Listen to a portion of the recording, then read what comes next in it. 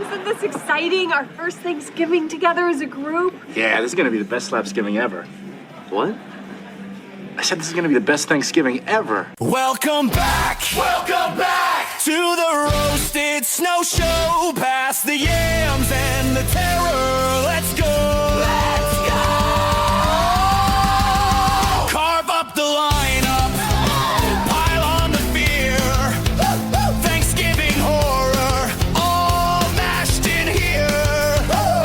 Killer birds and possessed stuffing. Cranberry sauce that won't stop pumping. Who's more brutal? Who's more gross? We're calling out creatures, tableside host. It's Thanksgiving horror head to head. Who gets baked and who drops dead? Pass the fear like pumpkin pie. One gets sliced and one survives on the Roasted Snow Horror Show tonight. We stuff our screams in turkey fight night. Hide! In the red corner, masked man with a knife in the gravy boat. He's ruining your life. In the left corner, radioactive feast. Grandma's casserole awoke a beast. We rank the gore, we rate the dread. Would you invite them or serve their head? Who wins the match? Who gets the axe? Who runs away with claw marks on their back? Grab your plate, place your bets. The loser's going in the oven next. It's Thanksgiving horror head to head. Who gets baked and who drops dead? Pass the fear like pumpkin pie. One gets sliced and one survives on the Roasted Snow Horror Show tonight. We binge those turkeys, then crown our Fright King right. Welcome, everybody, to the Thanksgiving episode of the Roasted Snow Horror Show, where fear and dread go head-to-head. We had to break out that badass new song for this, and I'm here with my co-host and good buddy Snowman, Chris Snow, the sexual Tyrannosaurus. Sexual Tyrannosaurus. How are you? I'm doing fantastic, man, and I love that new moniker. I'll hold on to that for a long time. Oh, yeah. And I'm feeling especially good today considering someone's fantasy football team came out on top of somebody else's fantasy football team. I don't know what you're talking about. I have no idea. It's not me that sucks at fantasy football. It's the players suck at playing. Yes, congrats on your win, unless there's a 20-point stat correction. I think I'm going to lose this week. Hey, miracles happen, man. They do. It's almost Christmas time. Miracles happen. I just have to believe. Yeah. So thanks for working that in. No problem, buddy. Yeah. No. So here we are. We decided, especially since this is going to be released on Wednesday, right before Thanksgiving, that we were going to make this one a little more special. But I'm just curious, what is your take on just the holiday of Thanksgiving? I'm a fan, and I would say number one, the food. Right. I'm a huge foodie. Feed me all the stuffing. Feed me all the white meat turkey, and I'm a happy guy. But I love Thanksgiving. I mean, I literally plan to gain at least maybe 3 pounds around these 2 weeks, and I structure my whole holiday season around how much food I'm going to intake. So two thumbs way up from me for Thanksgiving. Awesome. I'm kind of the opposite. It's to me, I'm not a huge Thanksgiving guy, and maybe I'm a really picky eater. So I'm just like, all right, I'll have turkey. That's fine. Not my favorite food in the world, but I do love the fact that it's a Thursday. You don't have to go into work. You can day drink and just watch some football, and I think that's great. You don't even like Thanksgiving? I like Thanksgiving. I just am not over the moon about it. Well, and so ends the Roasted Snow Horror Show. People, it's been fun. It's been a good run. I can't. I mean, I'm with you on it being on a Thursday because, of course, we take Friday off from work, so we get a nice extended weekend. But come on, man, turkey, stuffing, the Green Bay Packers playing the Lions. Yeah, it's a good day for me. Hey, it's Thanksgiving. Shouldn't you be in Detroit losing a football game right now? Hey, it's Thanksgiving. Shouldn't you be in Detroit losing a football game right now? I love it. But yeah, no, and it may be because for forever I worked in an industry where yeah, you would get Thanksgiving off, but then Friday you're right back into work. So it wasn't really an extended weekend for me, but it was good to get that time off. And I'm not a big parade guy, but I will watch the shit out of the Macy's Thanksgiving Day Parade. Oh yeah. Watch the lip syncers and some of the weird. And I mean, my kids love it too. So we'll just turn that on, and it's a good feeling. I just I'm not a big food guy on Thanksgiving. I'd rather be like, hey, I'll just have a steak. Let's grill. I don't need the turkey, but I'm not going to lie to you. If you don't cook the turkey right, if it's not juicy and moist when I bite into it, you might as well bring me some steak, bring me some lobster. I'm all for having that for Thanksgiving. In fact, I have contemplated in my life, after requesting certain foods for Thanksgiving, if I walk in and bite into a dry turkey, I will flip the table and I'll walk out. Fuck this shit, I'm out. Many tables have been flipped. I will walk out. I'll say I wanted steak and I wanted lobster, not this dry ass turkey, and I'll leave. Yeah, you un-American pieces of shit. Exactly. How dare you? How dare you ruin my Thanksgiving holiday with poorly cooked turkey? Right. Now, while I may not be super high on the Thanksgiving holiday, I do really enjoy a good Thanksgiving horror movie, which there aren't many out there. There's not a ton of them. And we've been blessed the last couple of years to have some really good ones. So today we are talking about their two more recent releases. We have and they're both on Hulu. We have Thanksgiving. Yeah. That was released in 2023. It's Eli Roth. It has Patrick Dempsey. It has Milo Manheim. It has other people. But I'm a good Patrick Dempsey's my guy. Funny story. Like anytime Sweet Home Alabama's on, if it's on like TNT, I have to watch it. I fucking love that movie. I don't even care if I get made fun of. We all have our guilty pleasure stuff. I'm not even guilty about it. It's a good movie. We'll get your Reese Witherspoon fix in for the year. Oh yeah, I mean, if Legally Blonde had Patrick Dempsey in it, no man, that's an Oscar right there. But yeah, and then that one is going up against one that kind of has been under the radar, and I just recently watched it. Was Pilgrim, which is on Hulu. It's part of their, I believe it's called their After Dark series, or Into the Dark. Into the Dark, yeah. And so it's basically an anthology movie series. But we plucked this one out to have it go head to head. There are other ones that we'll probably mix in here. There's some horror movies that have like a Thanksgiving scene in it, but not truly set around that time. So we'll get into the non-spoiler section here, but before we do that, I did want to give a shout out to everybody for helping us grow this and continue it. We're getting more and more countries involved, and tune in on Friday for our updated Snow Olympics. We got a couple newcomers that are in the running now, so happy to have you all listen. We continue to get people from other countries, return listeners. So tell everyone you can. I mean, we're just two idiots talking movies. I mean, what more can you want? And about how shitty my fantasy football team is. So it's the most American thing I can think of. It is. And so with that, little spoiler free version on these movies. I guess Chris, if you want to talk about Pilgrim. And then I was actually going to flip it on you. I put my thing down, flip it and reverse it. I was a Thanksgiving. Flip it on me. Yeah, I thought I'd take Thanksgiving, and there's a good reason for that, which I'll get to here in a little bit. Let's go. So, first off, a fun little Easter egg here. So, we're going to jump into the movie Thanksgiving, but if you guys are long-term horror fans, or if you're just even long-term cinema fans like I am, especially in college where you just kind of went and saw every new thing that came out every weekend, there's a small Quentin Tarantino film, well, it's actually two films, called Grindhouse. Are you familiar?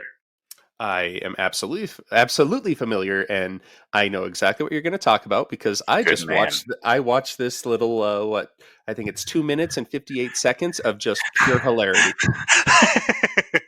And if you guys don't know what we're talking about, I'm going to encourage you to get on YouTube and check this out.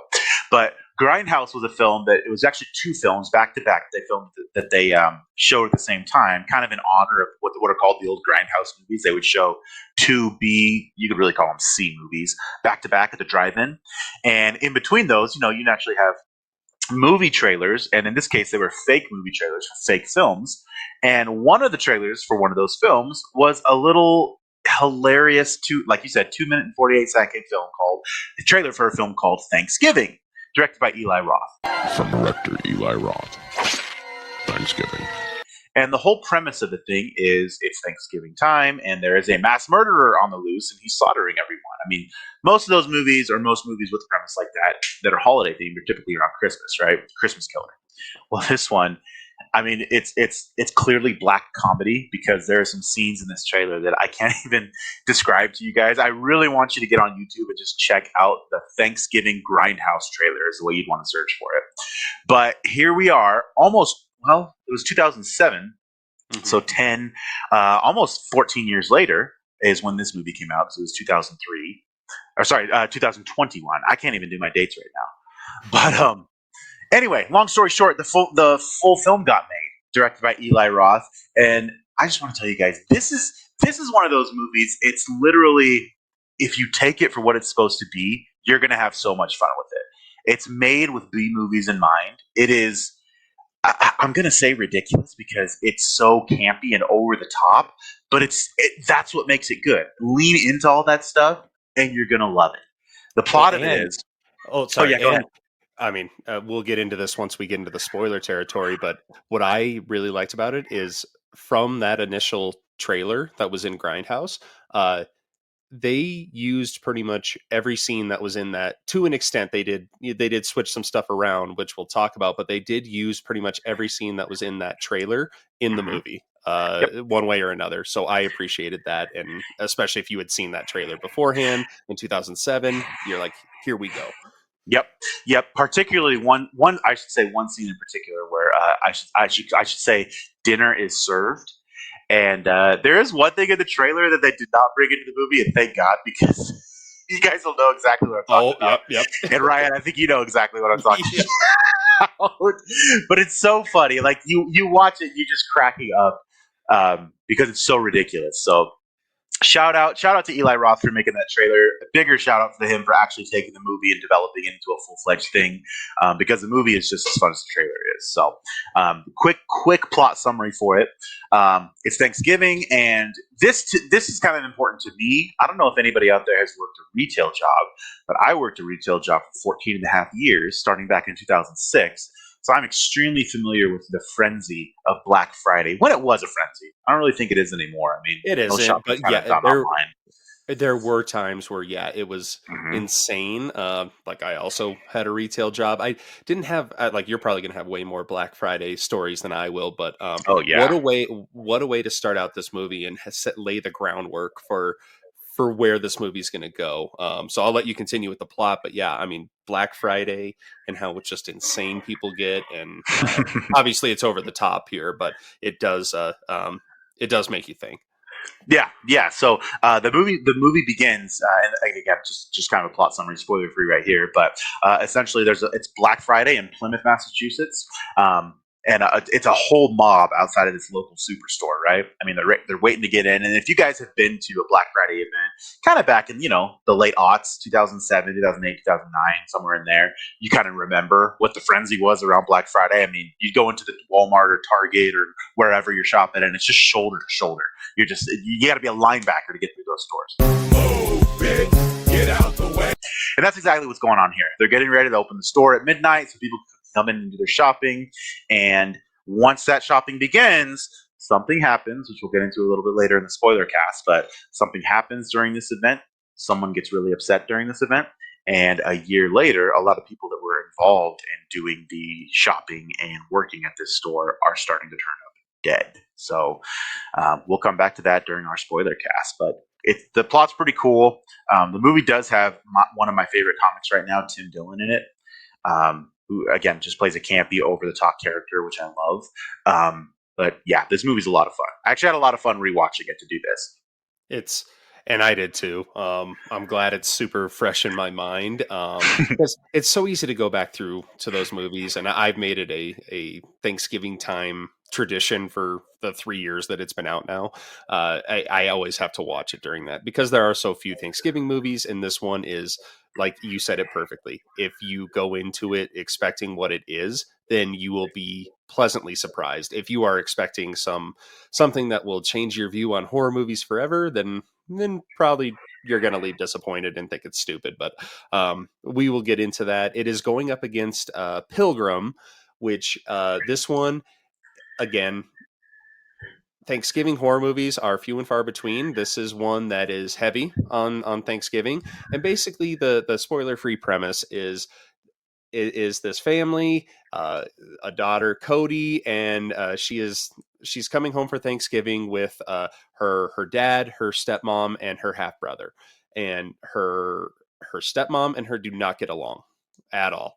And the stepmom wants to bring everybody closer to Thanksgiving. So she found this service that actually has pilgrims, people, actors dressed as pilgrims, come in to your house, live in, and actually stay in character and teach you the old ways. And she says the reviews have been great and that everybody is happy and, the families are closer than ever.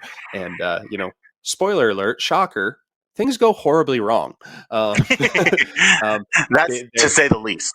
Right. There's two main pilgrims that are here, and it's Ethan and Patience, and they are not all quite meets the eye with them. So we will get into that in the spoiler territory. But again, it's one that will not reset your definition of horror, but I also enjoyed it, and it'll be interesting to see where the conversations go, where this goes with everything. So I guess we will start with Thanksgiving, since that is the freshest in our mind. So like Chris said, the movie starts out, actually the first shot of the movie is a first person POV. And it's kind of like in the beginning scene of Halloween, where somebody's slowly walking up to the front door. It is my boy Patrick Dempsey. He's walking up. He's the McDreamy himself. McDreamy himself. Who the hell is Dr. McDreamy? And he's the sheriff of this small town, Plymouth, Massachusetts, where they take Thanksgiving very, very seriously. And he is stopping by to have Thanksgiving dinner with his buddy Mitch and Mitch's wife. And you can tell, they're all very friendly with each other. And I just think it's funny that Patrick Dempsey, he's been in a few horror movies and TV shows. Like he was in Dexter, Original Sin. He was a cop there. He was in Scream 3 as Detective Mark Kincaid. And I forgot he was in Scream 3. So he was a cop there. So it's just if he's in anything horror or scary related, he's a cop. And he plays it great. I don't care that he's typecast there. McDreamy could be a cop, a doctor, whatever. He's good. He can be any public service that you need. He's just a good dude. So he goes and and Mitch is the manager of Right Mart, which is the store that Chris alluded to earlier. And he gets a call from his boss, who is living on the other side of town in this grand old mansion and with his family. And he is told that he has to go in and open the store for this Black Friday madness. And I guess even thinking about it, it's not on Black Friday. It's on Thanksgiving. It's Thanksgiving night. They're opening the store earlier. And there's this whole thing about, should the store open? Should it not? How much does greed play into it? And that is, I'm going to jump in right there. Because yeah. That is, if you guys remember, and again, we're talking to those that we're kind of involved in this. But if you guys remember, Black Friday, that in the late aughts and even in the early 2010s, there was so much controversy around stores. Like, when are they going to open? Like, we used to open at 4 a.m, the day after Thanksgiving. We did that for a couple of years, and then they kicked it to midnight. Of Thanksgiving, that midnight. So we need to be there at midnight. And then they started getting really crazy with it, and they would open at like 4 p.m. the day of Thanksgiving. And that's going into exactly what you're talking about, right? Like, it just got more ridiculous and more ridiculous. Like, are we even going to be closed on Thanksgiving? What's going on here? What are we doing? Right. And anyone that's worked in a service industry that's like, you're like, really, I'm missing time with my family so that this billion-dollar corporation can get a few extra bucks and Yeah. get some notoriety out there. So they do play into that, and you do see the dynamic because the camera switches back from, or the movie switches back from Mitch's house, which is, it's an okay house. It's not anything super fancy. He's got a roof over his head. That's nice, but you can tell he's not making six figures. And then they switch back to his boss. God, and I forget his name, but it's Mr. Wright. He owns Thomas Wright, and he lives in this great mansion, and he's got this big family. And they do throw in a couple of remarks there that like, oh, it was his wife Kathleen's idea to open the store on Thanksgiving, and so they throw a couple little nuggets in there, so you're already thinking about like, oh, what's going to go wrong and who done it and this and that. And this movie has a lot of red herrings, but I think they're beautifully done. So they are, and this is where you meet at Thomas Wright's house. You meet his daughter Jessica, and she is with her boyfriend. Her boyfriend's name is Bobby, right? Bobby, damn it, Bobby. Bobby, yep. Bobby, yeah. And Bobby is he's a pitching prodigy for the baseball team. He's off at college. He's back in town. He's got this big career ahead of him. So they're hanging out. They're going to go see a movie. Their dipshit friends pick them up. And this group of friends is so funny. They're so ridiculous. And they start driving, and you can tell this town has gone mad over this. I think they're giving away like waffle makers or something. It was some item that like I think that's right. Right. Yeah. And so they're driving, and they decide to pull in to Right Mart because they Ethan or Evan, the friend driving, the biggest dipshit friend, he needs a new phone because he was in a fight with a couple kids from Hanover High that happened to also be at the Black Friday frenzy. But basically, these guys sneak in the back because they have the boss's daughter with them. And I will let you take it from here after I tell you that they're walking through the store. And I saw, when I watched it last night, this is in Massachusetts, so it's funny, but they walk by a Russell Wilson jersey that's just randomly on the rack. And I'm just like, that is fucking hysterical. Like, why is a random Russell Wilson jersey in here? I think I have an alter ego. His name's Mr. Unlimited. And and then like it's a 3, so like I'm looking, they're just trying to sell crap. Right, yeah. I didn't see a sale sign on it, but that was right before his career took a downfall. So and then from here I'll let you take it after they walk by the Russell Wilson jersey. It gets crazy. Perhaps this movie had some foreshadowing. It could have, yeah. You know what I'm saying? Mm-hmm. Well, anyway, we've been talking about Bobby and Evan and those guys, and they've got their friends. And what ends up happening is Jessica, how you said her dad Thomas owns a store. She lets Bobby and those dimwit friends in the store early. And needless to say, when you do that in front of a bunch of people who are chomping at the bit to get into a store, there's going to be some problems. So lo and behold, sure enough, the people do notice that she's letting her friends in before all of them, and they don't like that very much. And a frenzy starts. I always think of the great line from Men in Black that Tommy Lee Jones says to Will Smith. He says, "A person is smart, but people are dumb, stupid, crazy animals," and you know it. A person is smart. People are dumb, panicky, dangerous animals, and you know it. And this is one of those things. All it takes is one person, and sure enough, the entire crowd that's been chomping at the bit to get in the store goes completely crazy. They push past the guards. They push past the barricades. They force their way into the store. And there's so many of them that a lot of bad things start to happen in this chaos. One of the security guards dies. Another customer dies. And one person that we saw at the beginning of the film at the family Thanksgiving, Amanda Collins, who's actually the wife of one of the managers at the store. I think was his name Mike? Mitch. The wife of Mitch dies as well. She also dies. And these deaths are so well done. And I'm just going to jump in because you said one of the security guards dies. He gets trampled by underneath the glass door. And then Squish. there was another security guard. So that's a big point of contention here, is that they're having this huge sale. They only hired 2 security guards, one of which gets trampled to death because he is unlocking the doors because this crowd's just going nuts. And the other security guard, I'm pretty sure he's the same security guard from Hell House LLC, because he says, fuck this. And he just books it. He leaves. That's my boy Tim Dillon. That's my boy Tim Dillon. Yep. He's gone. And like you mentioned, the customer that dies, he actually he's walking and the glass is broken and the glass punctures his throat, and he's still going, and he grabs one of the waffle makers as he's like dying, and then some lady just like pushes him out of the way and takes it. And then Amanda's pretty brutal. It's really brutal. Yeah, she gets like tackled, and so she's on the ground and she's trying to find cover. And meanwhile, the dipshit friends, Evan, he is recording this whole thing. He's on his phone. He's on a perched location, and he's reveling in it. He wants everything captured. He wants the virality.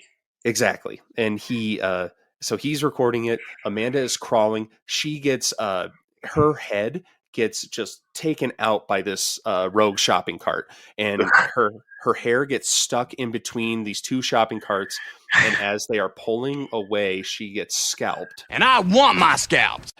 Oh man, scalping. Yeah. So there's a lot of carnage here. Patrick Dempsey, he's the sheriff. He was outside with Mitch trying to do crowd control. So he was stuck outside while all this chaos is going. He comes in and he sees what's happening to Amanda, and he loses it. He fires his gun into the air, yelling, "Stop!" And then that's when the opening credits roll. And so, like I said, this opening scene, it's so well done. It's gory. It's ridiculous. People are, and the guy that got his throat punctured, he was also in a Boston Bruins jersey, which, neither here nor there. I just thought it was funny. I thought of you as soon as I noticed that. I was like, I know Ryan's going to be okay with that one there. Yeah, not saying anything about their fans, but yes, he did still want the waffle maker, as he was clearly bleeding out. Anyway, so this carnage all happens, right? Obviously pretty devastating. Kind of the aftermath, right? They're obviously talking about it on the news, calling it the Thanksgiving Day Massacre. Bobby, who's obviously his girlfriend Jessica, led them into the store. His arm is actually completely broken during this thing. And he actually leaves Plymouth. He moves away. He's like, screw this. I don't want to be here. We got some things going on. And he just leaves. So the meat and potatoes of this movie pick up a year later. So again, it's Thanksgiving. The store Right Mart is getting ready for another Black Friday sale. And of course, the previous year, the chaos of it is all over the news. It's all anyone can talk about, right? Bobby comes back to Plymouth during this time. And this is where things actually kick off, because the first person to be killed by a murderer, you see her as a waitress. And she is killed by a figure who's wearing a Thanksgiving costume. What should we call it? A pilgrim costume, I guess? Yeah, and the John Carver mask. The John Carver mask, yep. Mm-hmm. Which is aptly named in this movie. Oh, yes, very much so. And you actually notice one thing that you kind of start putting together is this waitress, I think her name was Liz. Her actions, what she did during the Right Mart incident a whole year before, you kind of see that what she did played a role in Amanda's death, leading police to believe that those who were involved in all the deaths the year before are sort of being targeted. And that plays out a little bit more as the movie goes on. But this person wearing a pilgrim outfit and a John Carver mask, he starts tagging Jessica and all her friends in all these social media posts. Jessica, who has the camera footage, or I should say it's the camera footage, because it's not the viral video footage, because that's obviously out to the public. It's the camera footage from the incident. She gives it to the sheriff, Eric McDreamy himself. Mm-hmm. And they start to piece the things together, because Carver starts to kill a ton more people who are involved in that riot. And I should say this too: the body count in this film adds up pretty quick. It's It not like does. it's not one Holy murder here and one murder. It's like death, death, the death, death, the dead, dead. the pace of this movie it's so well done. It keeps you don't have a second to lose attention on it. And I'm No. actually going to back up a little bit because for the death of the waitress, just this is this was in the preview, but it is so fun. And they mentioned it before. Eric is there with his new deputy, and he's new to Plymouth, and they're all handing out these John Carver masks, and they're talking about like the history of Plymouth and Thanksgiving and John Carver. So of course it could be anyone because everyone in town has this mask. So again, yeah, this lady, she was one of the two that had the shopping carts that helped scalp Amanda, and so she's all over the footage. And the viral video that Evan made, because they show the silhouette of the killer watching this video clearly for motivation, and he's the comments on this are hysterical. He stops with the Boston Bruins guy, and I think the caption says, "No waffles for this bitch." It's your standard fare that any jerk off kid would be typing into a horrible thing happening. But then he goes, "R.I.P. to the victims," and then it goes, "Like and subscribe." Bum, bum, bum, bum, bum.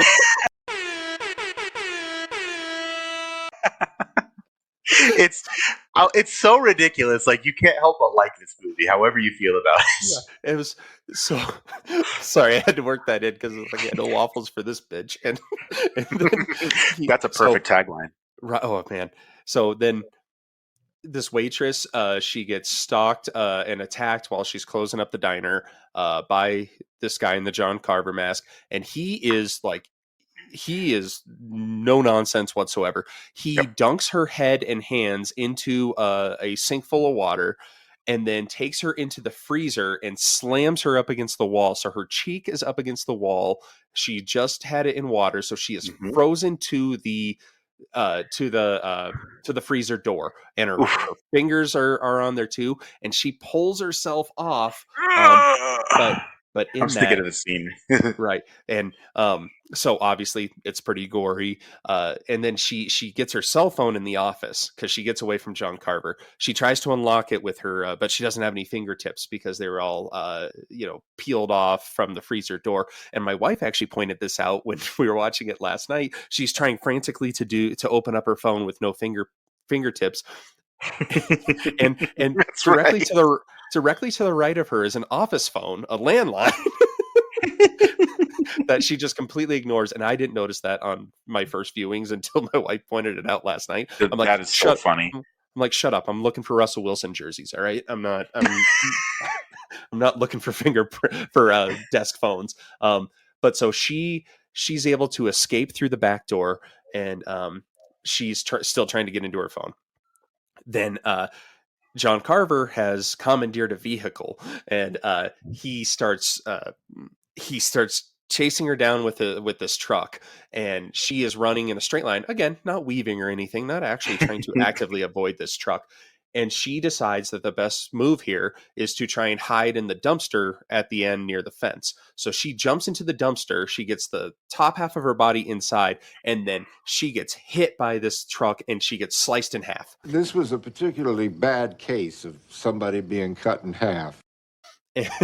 And then her bottom half is put on display at Right Mart on one of the stars, and it's right under the sign that said store is 50% off. I mean, the creative way that they came up with these kills is just it gives you a chuckle after you've seen like this brutal death, and it just leaves people laughing because and it's a fun time. But Chris is right. The body count, it goes up. Anyone that had any slight incident with what happened on Black Friday is a target. And so the cops are trying to figure this out. The kids are trying to figure this out. And there's a lot of red herrings here. They're like, why did Bobby come back into town? It's Mitch, because Mitch, he has gone on record and he is out like protesting the store reopening for Thanksgiving. His wife got killed. For crying Exactly. out loud. His wife was killed. He's going after his old boss. Like, he has a motive there too. And they do a little cutaway to the news and how Thomas Wright has, donated a bunch to the community, and he's really tried to turn things around, but then he's still opening the store. So, and Thomas Wright's character is really interesting because, he looks like a scumbag. He looks like a greedy scumbag, but he actually has a lot of redeeming qualities later in the movie that we'll get into. But, and I'll let you take it from here. So they start finding these bodies piling up. Yeah, a lot of people start dying, right? Like I said, in rapid succession. And Carver's the one that's killing him. It's very clear that he's a serial killer that's running around, because the security guard, my guy Tim Dillon, he gets decapitated. So he gets murdered. The student, one of the one that was responsible for the damn thing, he gets murdered. Evan and Gabby, we talked about them earlier. They're abducted. Another girl, is it Julia? Julia. Jogging. I believe it's jogging or yogging. It might be a soft J. Julia is attacked in her home. Who has a weird mobster Russian dad? Yeah. Which is, I'm like, where did they get this idea from? But it's pretty cool. Again, can't recommend this movie enough. You guys definitely have to watch it. So Jessica and Scuba actually live, and they make it to Julia, but they can't stop. And this is really cool. Carver, there's another creative kill. He disembowels this girl with a saw. It's just so. I should say, if you guys don't like gore, stay away from this one. Well, and because the house is under construction, they're doing they're remodeling. There's a bunch of tools and stuff around. There's a table saw, and he just chucks her onto that thing. And I'll go back to your boy, the security guard, Timmy D, because he gets decapitated in it's just one solid motion. He is just gone. And I thought about you watching this because he has a cat, and then John Carver is leaving the apartment because he puts his head into his bag, and he hears the cat, and he looks back. You're like, oh no, is he gonna cook the cat or something? Nope. John Carver's a good guy. He feeds the cat. He gives him a little pat on the head and walks out. And you're like, oh, yep. Okay, that was interesting. And then you mentioned the Hanover football player. He gets full Freddy versus Jason, and just his neck gets snapped all the way around 180. And his girlfriend, and this was a scene that was in the trailer. She is doing this like striptease thing on a trampoline, and John Carver gets under the trampoline and gets a knife in there. And in the trailer, unfortunately, she happens to do the splits when this happens. And so let you leave it to the imagination there on what happens. But so, yeah, bringing it into that and how it is just brought back from the trailer. It is so good. And they start getting, Jessica and her friends start getting tagged in these pictures and these videos. And they have their names at a table, and at the table there is the dead, I guess the top half of the dead waitress, and then the severed head of the security guard. They are at the table already. So you're like, where is this going? I don't really like where this is going. And if you've seen the initial trailer, you kind of see where it's going. Well, I got to back you up a little bit, because first we have the parade. Yes, the parade is a big part. That's how they all get captured. So in a weird turn of events, because obviously the police would never do this, they try to, obviously they know what's going on. They can see what's going on. They're trying to lure this Carver out by having the family that he's clearly after, right, participate in the Thanksgiving parade. Broad daylight, thinking, if he does anything, obviously it's going to be broad daylight. There's plenty of people around. We'll be able to catch him. But lo and behold, there's a lot of people dressed as pilgrims during the Thanksgiving Day parade. And John Carver decides to just simply use a different disguise. And this is another piece that comes from the trailer. It's because this is so hilarious. He decapitates one of the mascots with an axe. And I'm just thinking of the scene, right? Because it's complete chaos in the middle of the day. He decapitates the mascot with an axe. He sets off a bunch of smoke bombs. And this is one of those ones, too, where there's a little bit of suspension of disbelief, because you got to be like, come on, man. All these people can't do something about this guy. Well, and before before the decapitation, you see Mitch, and he's putting on a John Carver mask. And so again, it's like, is he Leading really me part of towards this? thinking, yeah. Yeah, and he stops the parade because he is actively protesting Right Mart, and that's kind of when things go. And it's like a split Ape shit. shot. You just see um, John Carver, whoever was under the John Carver mask, dresses as a clown, which is fun because in the trailer from the Grindhouse movies, it is John Carver that's decapitating the turkey mascot, and this one. It throws you off because there's like a circus float that's behind him, and he's just, he's a clown with an axe. Fucking Bob is back. Fuck me, the clown. Yeah, time for my ass to quit. Is that the fucking clown from the clown movies? Bob or whatever. And decapitates. And I forget who's in the turkey mask. They kind of breeze over that a little bit. It's not like a major character, but they were loosely involved with what happened. So that sets off everything. They get smoke bomb. They are all unconscious, and then the clown drives them away in the cop car. Yeah. So the clown, not Art Clown, but he's actually able to capture all. He gets Jessica Scuba, he gets Thomas, and Jessica's poor stepmother, which we're alluding back to the Thanksgiving feast here. Her name's Kathleen. Yep. So he drives him away. He's able to abduct him. Drives him away. Kathleen tries to escape, but she is captured. And this is where it gets pretty gross. But he ties her up like you would tie up a Thanksgiving turkey, and he cooks her alive in a nice big stove, which is its own thing. Like I said, if you guys don't like gore, stay away from this. But all of the people, Jessica Scuba, Thomas, Jessica, the corpses that he's already killed are cooked alive. They're sat at the table, getting ready for Thanksgiving dinner. And I want to harken back to the trailer as well. If you guys have gotten this far and you haven't watched the Thanksgiving trailer from Grindhouse, I beg you, take a minute, search it on YouTube and watch it, because we're going to harken back to it here. But Carver kills Evan first. I think he live streams it too, doesn't he? He does. He's live streaming the whole thing because he wants to drive that point home that Yep. you all are responsible. And he even says, Evan, he's like, your video inspired me to do this, and now every year people will watch this. It was your video that inspired me to make my own. So get ready, Evan. You're about to go viral. You're going to break the internet. No one appreciates subtlety anymore. To go viral, you really need to hit people over the head. Right, Evan? And he takes a meat tenderizer? Yep. Legends him. Kaboom, kaboom, Yep. kaboom. Yep. And right in front of everybody.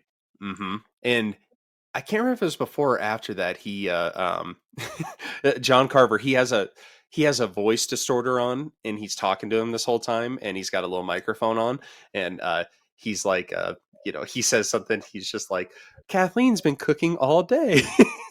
Now, is that any way to thank Kathleen? She's been cooking all day. And he kills Evan, and so that everybody's freaking out. Then he goes, the cheerleader that was on the trampoline, I don't know if she's dead or just knocked out, but he's like, oh, and then here, why don't we cheers to our cheerleader? And he takes a wine cork and right into her neck, starts getting all the blood out, fills up a wine glass, and he's like, she'll pair perfectly with Kathleen. Let's start off the dinner with a cheer from our cheerleader, fresh from my wine refrigerator. She'll pair nicely with Kathleen. So it's a bunch of these stupid jokes that are thrown in there that they're so funny in it. They're oh man, and like the Thomas Wright, he's gagged and he's throwing up, and it's a very gross scene. There's a lot going on at this Thanksgiving dinner table. Mm-hmm. And then they get to a point where they start carving Kathleen and making her husband eat her, and oh man, it's just it is something. But they are able to get away. Jessica Scuba and Jessica, and doesn't Thomas get away too? He does. I think he's just not killed. essentially. Yeah, because as soon as Jessica and Scuba, Carver chases after him and just leaves all this. Right. And there's another red herring in here about there's this one kid that I think he's he's not in high school anymore, but like he's like the drug dealer and the gun dealer, and so he's just this random guy the whole time, and you're thinking, oh, could he be it? And he gives Jessica a little like tiny blade, and she is able to use that to get out of the restraints, and then Scuba tries to attack this guy. They escape. It turns out they're in the John Carver house from the beginning, and the cops it's a Saw 2 because they see the live stream and they go to where the coordinates are, where they're getting the ping from it. They go to this house and it's just literally the phone is sitting in front recording a monitor that has it going on. So it's like, oh, we're in the wrong fucking house because it's Saw. It's Saw 2. Carrie, we're in the wrong fucking house. It's the black phone. They're in the wrong house. So it's been done before, but there's a bunch of these little nuances that aren't super important. I'm just thinking of them as we are as we're going along here. There's also this dynamic between Bobby, who is now broken up with Jessica, and her new boyfriend Ryan. Bobby and Ryan don't like each other. I don't know why. Ryans are awesome, but and Ryan's played by Milo Manheim, which I have kids, so we've been watching the zombies movies a lot. So I'm a big Milo guy.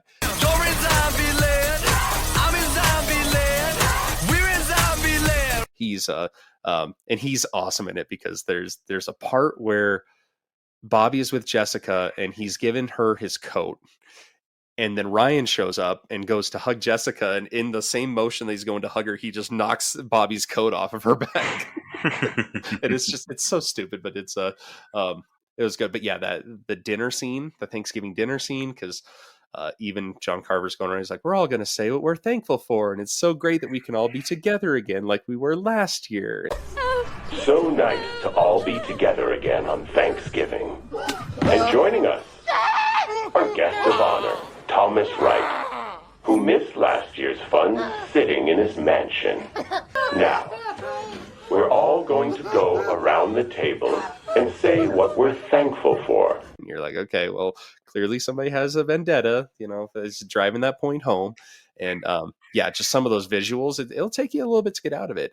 And maybe that's why I'm not big on Thanksgiving dinner. I don't know. At least that's what I'm going to say. It's possible that this kind of ruined it for you. But guys, it is even more possible that if you watch this, it might ruin Thanksgiving dinner for you because you'll never be able to eat again without thinking about it. Right. Yeah. Kathleen's been cooking all day. And we're not going to get into it, but this is also in the original trailer where they put in something that they did not put in here, thankfully. You just got to watch this trailer. I got to say it this whole episode. You got to watch this trailer. Mm-hmm. Where were we? Oh, yeah. Scuba and Jessica escape. So Carver obviously chases them out, right? Because they're kind of getting away from the table. And Jessica comes upon Sheriff Eric lying on the pavement. Bloodied. Yep. Yeah, he's all jacked up. You can tell that Carver kind of got to him. He kind of got away. But he's all messed up. And this is where, this is one of those things where if you're running from a psychopath, right? Don't stop and try to hide in an old building. Like, that's just horror 101, right? If you're outside and you're running, just keep running. Run in a straight line away from the killer. Don't try to hide inside a building. But anyway, Jessica, sure enough, goes into a... Well, they're chasing Bobby in there because I think she sees Bobby going in the back door of this building. She sees him in the Carver costume. Right. And we haven't seen you Bobby. Actually see Bobby in the Carver costume. Yep. So it's Bobby, but wait. Mm-hmm. Yep. But more to say. Eric, who's all messed up, joins her because obviously he's a cop and he does have a gun, thankfully. So he goes in. He tells her to wait outside while he goes in and takes care of Bobby. And you do hear some gunshots, but you don't see Bobby get found. Bobby isn't found, essentially. Now, thankfully, Eric did call police before all this went down, and the police do show up. They grab Jessica and they tell her that, hey, your friends, your dad, who was left back at the table, are safe. They bring her into the sheriff's office, and this is where we get a little bit of a plot twist because obviously Eric comes back. and they're talking about what happened. And Jessica notices that there's some debris, some specific debris from the woods that is stuck to her clothing, is also stuck to the bottom of Eric's pants, which pretty much confirms that McDreamy, Sheriff Eric, is actually John Carver. Nope, don't believe it. He can do no wrong. He was the bad guy in Transformers 3, too. Shia LaBeouf hit him in the face. He was also the bad guy in Dexter Original Sin, but in Scream 3, he was the biggest red herring because I truly thought it was him. And I had guessed this a little earlier in the movie. There's a couple things leading up to it, like, he even says early in the movie, he's talking to Kathleen, and he literally says, "I think you'd make an excellent dinner, Kathleen." Oh, I'm sure you'll make an excellent dinner, Kathleen. And so there's all these little nuances, and he how he's working closely with Jessica, and she even says, because she figures it out, and she starts acting weird. So then Patrick Dempsey figures it out, and he was like, if you had just been stuck on that fence for 5 seconds longer, and she ends up goading him and says, well, you never asked me what I was thankful for. And he goes, well, okay, what are you thankful for? And she pulls out a phone that she picked up from the evidence desk while he wasn't looking, and she's recording the whole thing, and she goes, I'm thankful for the service in here. Wait. I didn't get to tell you what I was thankful for. What are you thankful for? The service in here. And so now he's been he's been got by everybody in. She live streamed his entire confession. And the whole reason he was doing this was because he and Amanda, Mitch's wife, were having an affair. He says Amanda was going to leave Mitch, and they were going to have a family. She was pregnant at the time of her murder, which is it's probably as serious as this movie gets, because how graphic her kill was, and just knowing that she was pregnant at the time, even though it was conceived in adultery, doesn't mean you need to get scalped by a shopping cart. But yeah, so he does have a pretty solid motivation here. He mentions his ex-wife left him, and that he's been alone, and she's the only one that helped him out of it. So he's kind of been through the ringer a little bit, and he wants to take out everybody that was involved in this. So Bobby comes in, and he helps Jessica save the day. And but before I get too far, I did want to come back to Thomas Wright, because I did say he had redeeming qualities. Before all this goes down, when he is trying to figure out why someone is killing people that are associated with his daughter, he does tell Kathleen, and he stands up to her and says, we're closing the store. It's ridiculous. No, we're closing the store. And he has this nice moment with Jessica where he's like, look at, when your mom died, I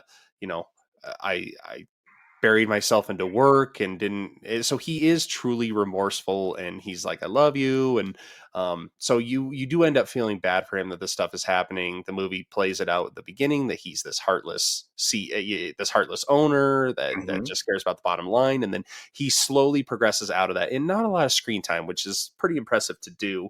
But there's some funny lines with Patrick Dempsey when he's chasing Bobby and Jessica. He's got the axe, and he's like, this Thanksgiving there will be no leftover. Sorry, Jessica! This year there will be no leftovers! There are a lot of good one-liners. Oh, there's so many. And then this inflatable turkey is getting inflated behind him from the parade, and I'm assuming it's helium gas. It's some sort of gas that's filling it up. And Jessica takes a gun and says, you're right, there'll be no leftovers. Hey, Sheriff, you were right. No leftovers. Shoots the turkey. The whole building fucking blows up. And the Die, McDreamy. Yep. Oh, man.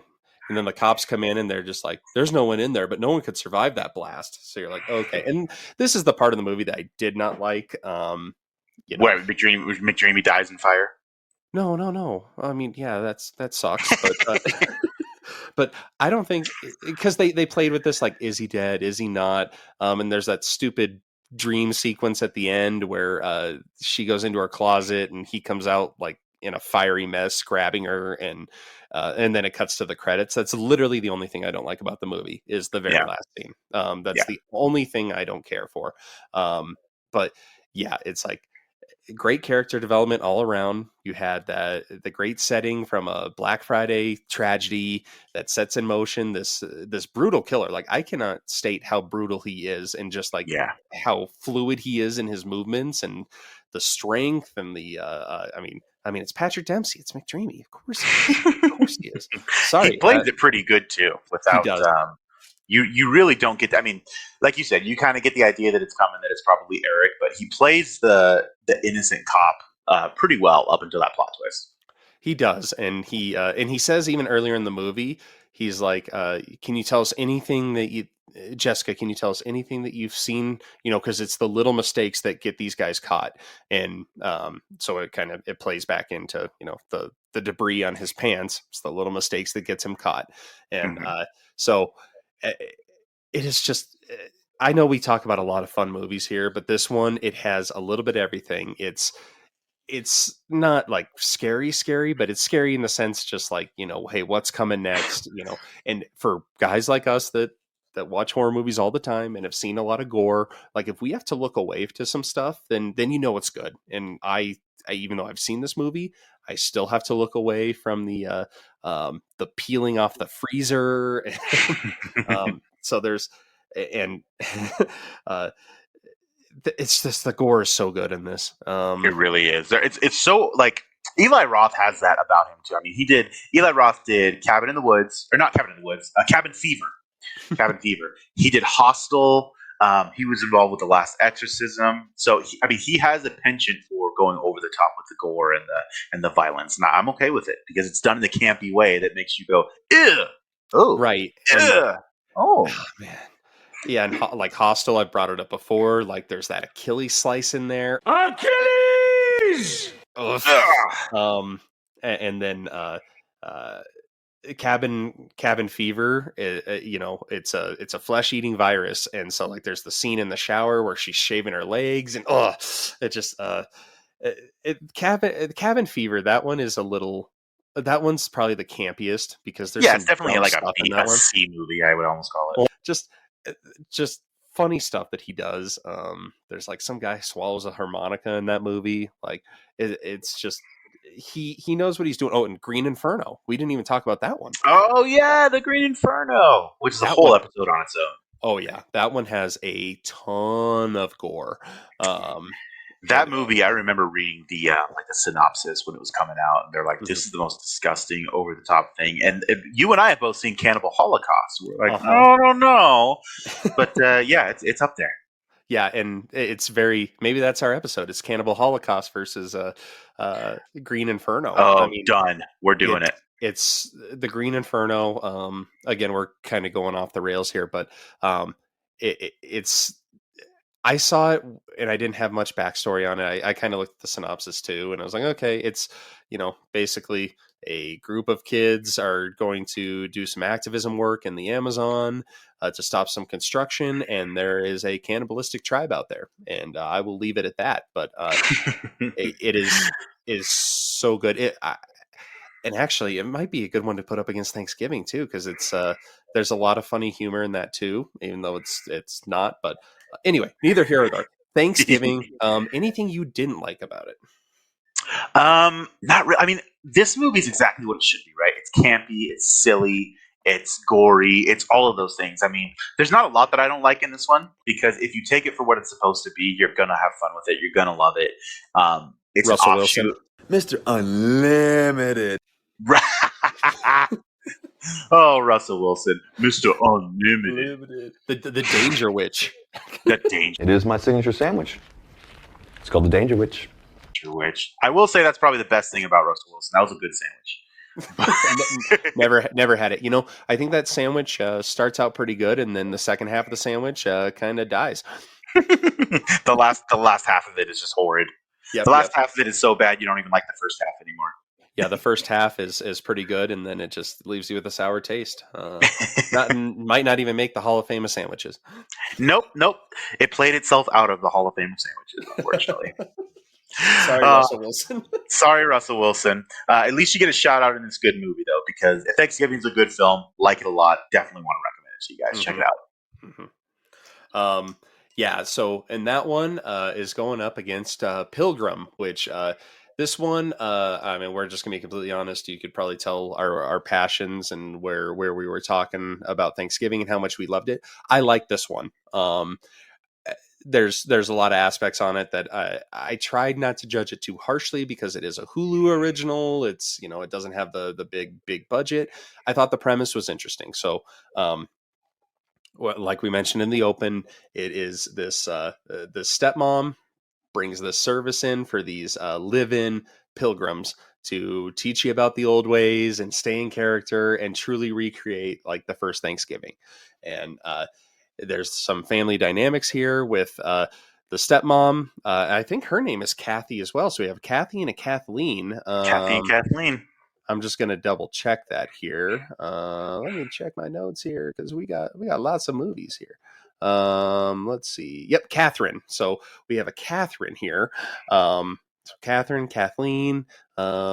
And there are some similarities between these two movies, but so she hires these historical reenactors, and the daughter Cody. There's that stepmom stepdaughter dynamic. They do not like each other. I think Catherine's trying.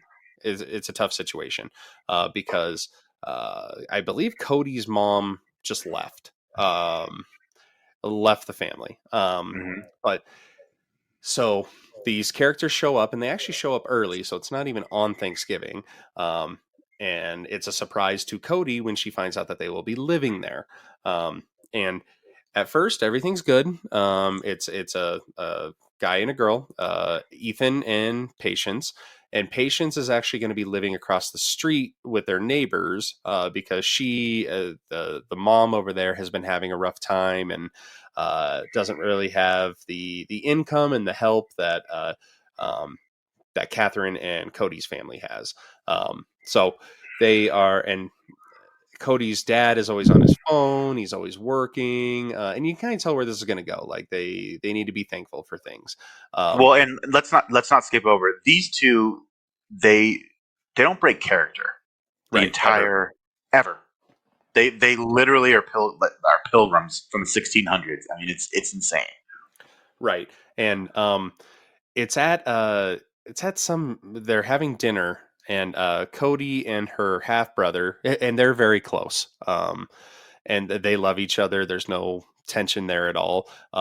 They actually have a wishbone at the table, and so they're trying to explain, like, okay, so we break the wishbone, and whoever has the bigger piece gets to make a wish, or their wish is going to come true.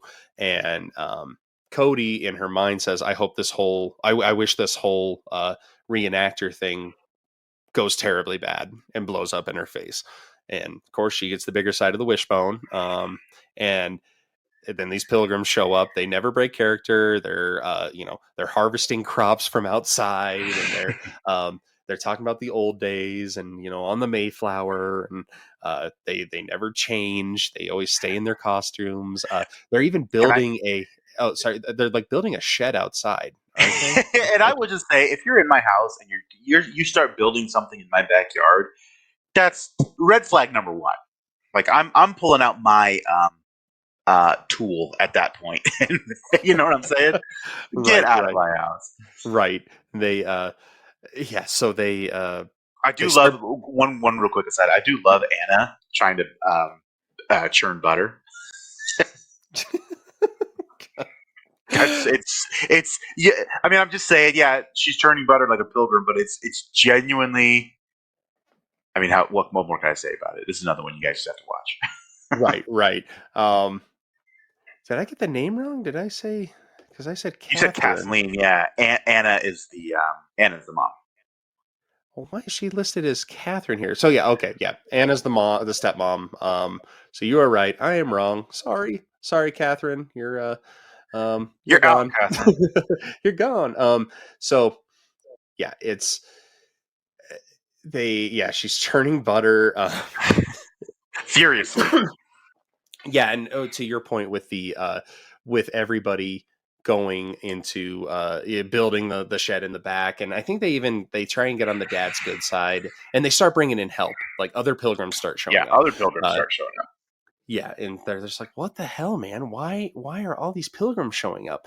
And they're building this thing, and they even talk about like helping the dad build out his garage. So that's how they win him over, because he's like, oh yeah, I could put a bar in there, and which, like, they didn't have bars in the Pilgrim ages. So and Cody has a lot of good comebacks here, because she is a college student and she is like studying like cultural things, and so they're like, oh, the first Thanksgiving, and she's like, you mean your cultural takeover of of indigenous people? And they're just like, please don't be rude. And it's like, so there's some really good acting there, and dialogue there, and stuff just starts going awry. The Ethan, the main pilgrim here, kind of the ringleader, he takes Tate, who is Cody's half brother, and starts taking him under his wing, and like is teaching him to hunt, and does just a ton of just weird stuff. He's gonna save, what is it, a rat or he's saving some animal outside, and Ethan's like, oh, you could have killed him, but you didn't. And then as soon as Tate leaves, Ethan stomps this rat or whatever it is. And to a callback to Catherine. Catherine is the neighbor mother. That's right. Catherine's Catherine's and her son was Finn. I remember that from because Star Wars Force Awakens. Hey, what's your name? FN2187. F what? That's the only name they ever gave me. Well, I ain't using it. FN, huh? Finn. I'm gonna call you Finn. Is that all right? Finn. Yeah. Finn. I like that. But so one of the other things too. So Ethan, this pilgrim, he kind of he's kind of think of your puritanical pilgrim almost in every sense of the word, except not mass murderers. He kind of lives by his Bible, and what they're trying to incorporate in his family is to learn these lessons. Like when you guys think of Thanksgiving, right? You give thanks, and you learn patience, and you need to be gracious and practice gratitude. So one of the things they want to do to practice gratitude, Anna decides to gift Patience, who is the female pilgrim that shows up with Ethan, to a neighboring family, who is Catherine, the mother, and she's really struggling in making ends meet, I guess you could say, with her son Finn.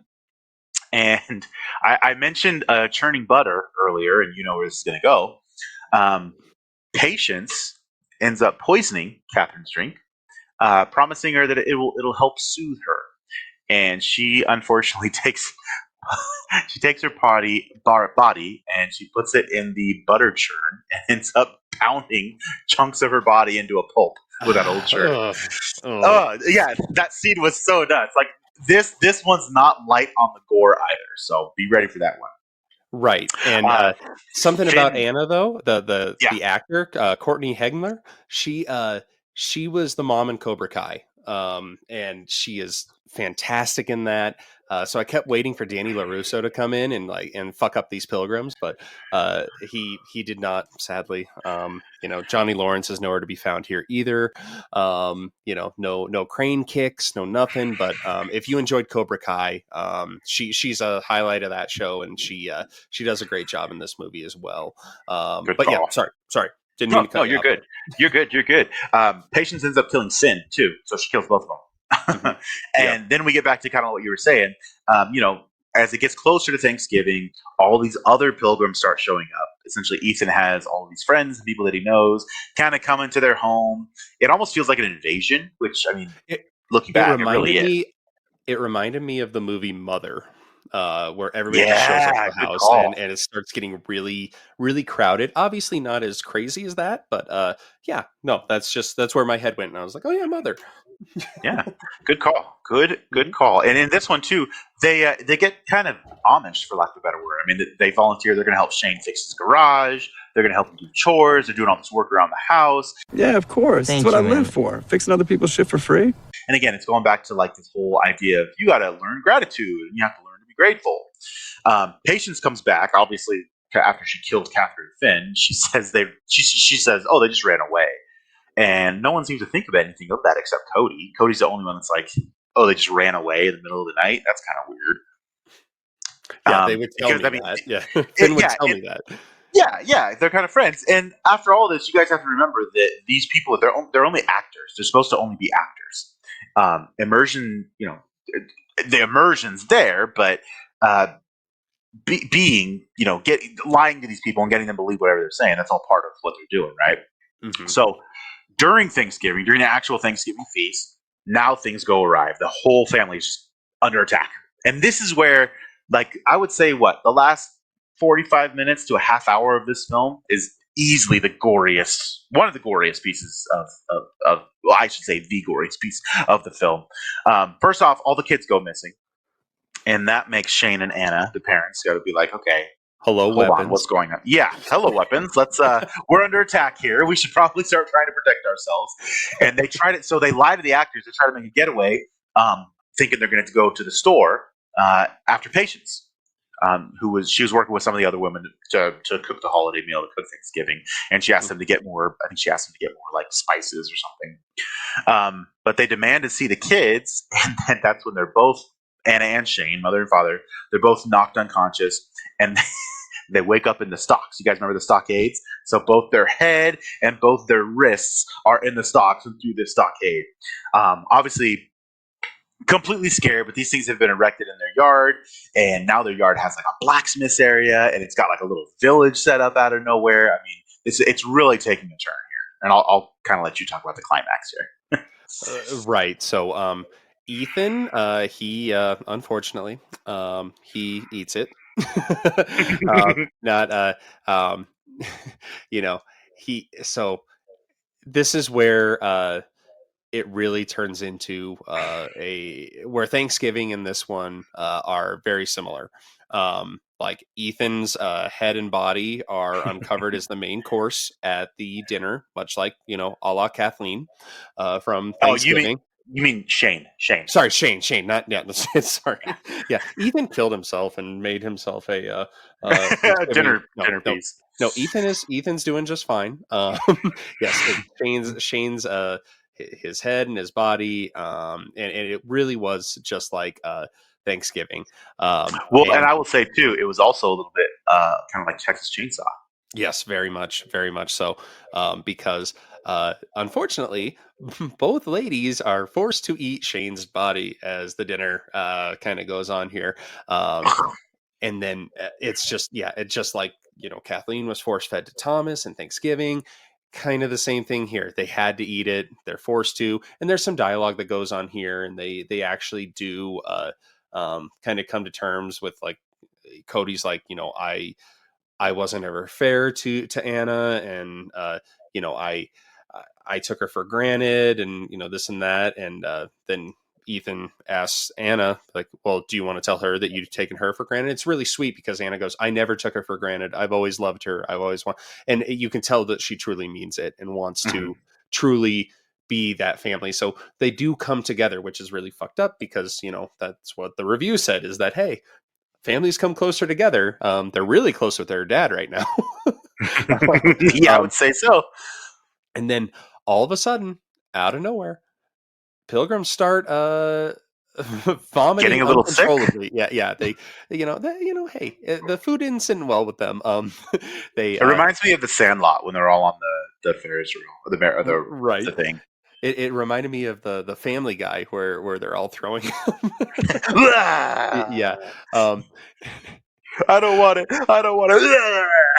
Right. So, it's because the poison berries. They were mushing the berries, helping prepare dinner, and they mixed in the poison ones and made sure. We forgot to mention that earlier, didn't we? We did. Earlier in the movie, they're picking berries. And I think Jerusalem cherries. Yes, Jerusalem cherries, and Tate is helping pick them, right? And they're like, oh, don't, the green stems, don't mess with those. Those will poison you. And then they're like, why are we using poisonous berry like in this reenactment? So there is a callback to that here. They do they're able to get that. They kill all the pilgrims, but Ethan and Patience, they force themselves to puke in order to not die. But they both pass out because they've already ingested these. Tate has been hiding in a closet. They lead into that earlier. They're playing hide and seek. It's a little callback there. He's able to untie both his mom and his half sister. Cody goes to take Ethan out, and she's attacked by Anna's attacked by Patience. Patience is back up, and then Anna overpowers and kills her. I forget how she kills her though. Do you remember? I can't remember. No, because they force themselves to vomit up the cherries, so the cherries don't do them in. But I can't remember exactly what she did to Patience to kill her.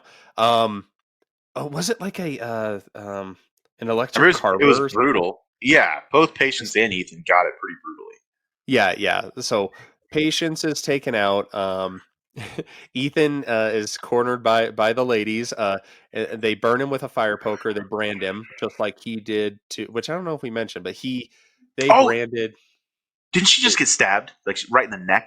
I think she got knife? stabbed. Yeah, I think so. So she dies. They brand Ethan, and then Ethan is laughing. His mouth's all bloody, and he looks to Cody and goes, "Isn't this what you wished for?" And then Cody kills him by just taking an axe straight to his head. Very creep style. And then Cody sees that he was holding her half of the wishbone from the beginning. So, and that's a part that I didn't like about this, is that it did have that, I almost would rather it just be these crazy group of pilgrims that show up. Because then I did think about it and I'm like, well, was there really a group of reenactors that she saw reviews for? And then they just, turned into these monsters because of this wish on the wishbone. I just thought that was a kind of a cop out there, but the gore is great in this. The blood is great in this. There's some good family stuff here. Not as many one-liners as Thanksgiving.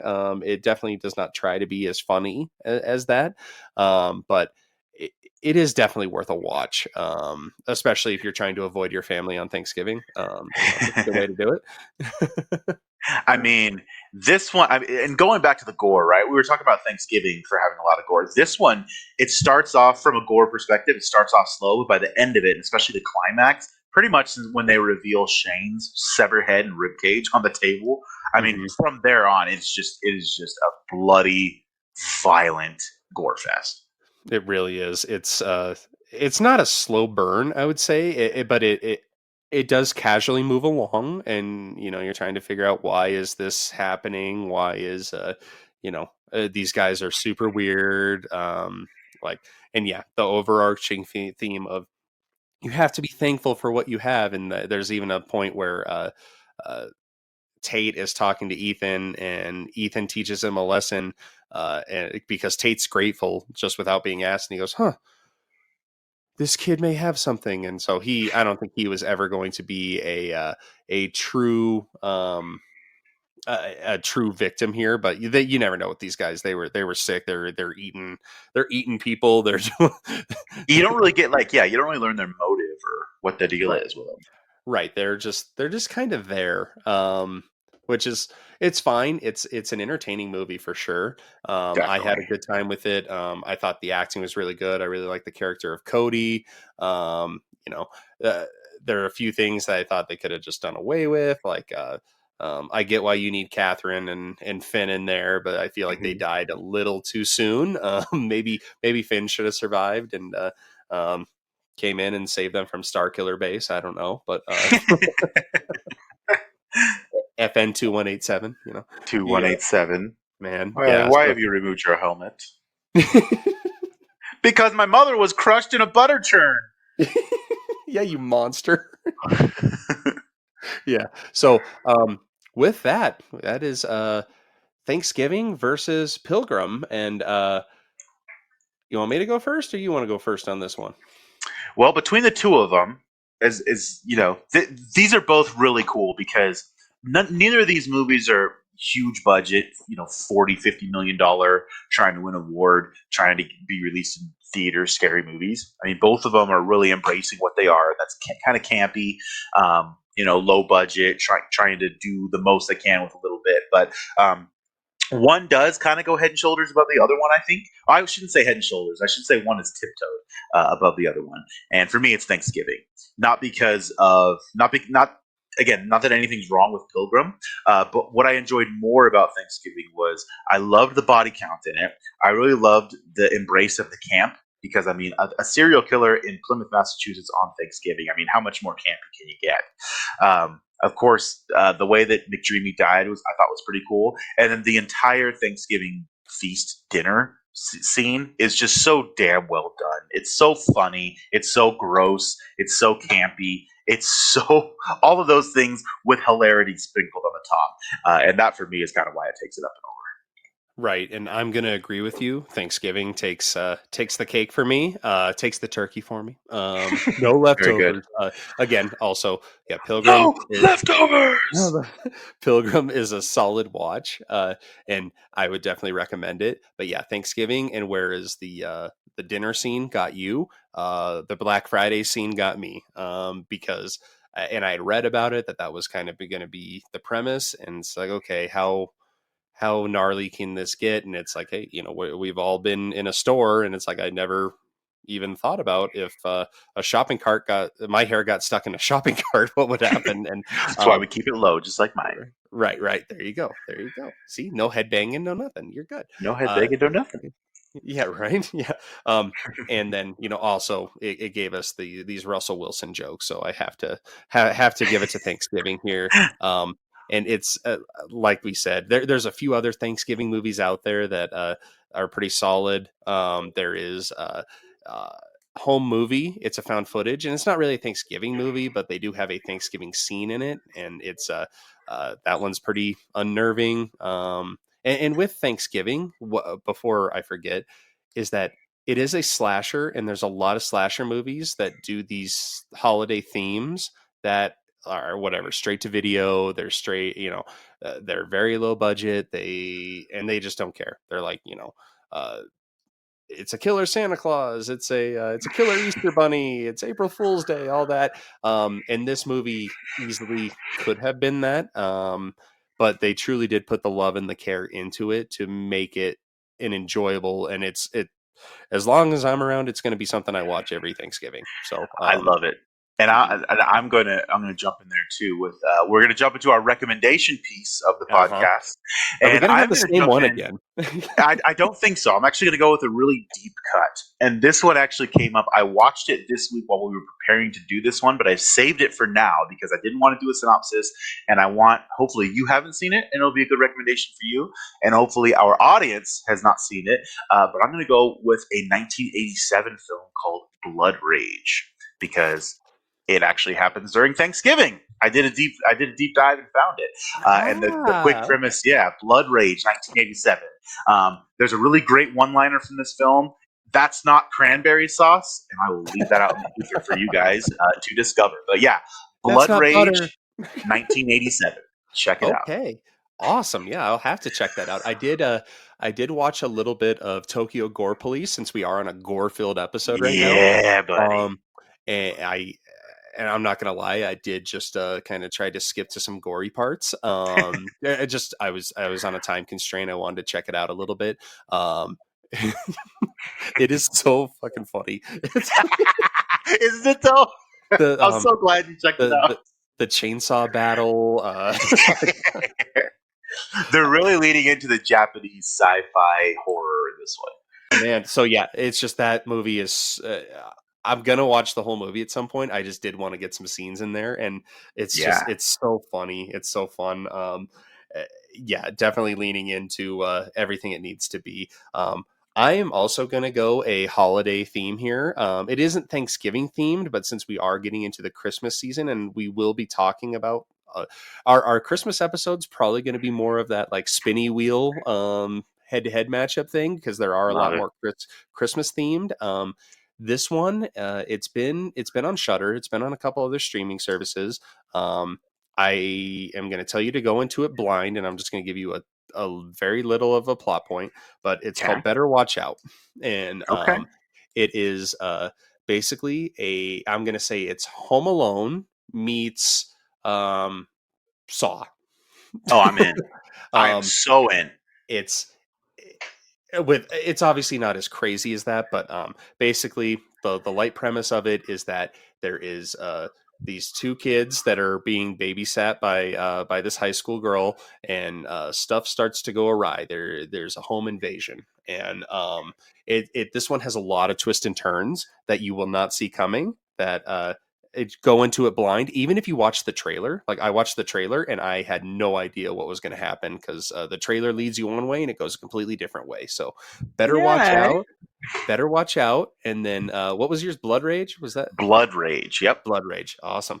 So those are our two recommendations. If you guys watched any of the ones that we recommended last week, like Autopsy of Jane Doe or Tokyo Gore Police, watch them.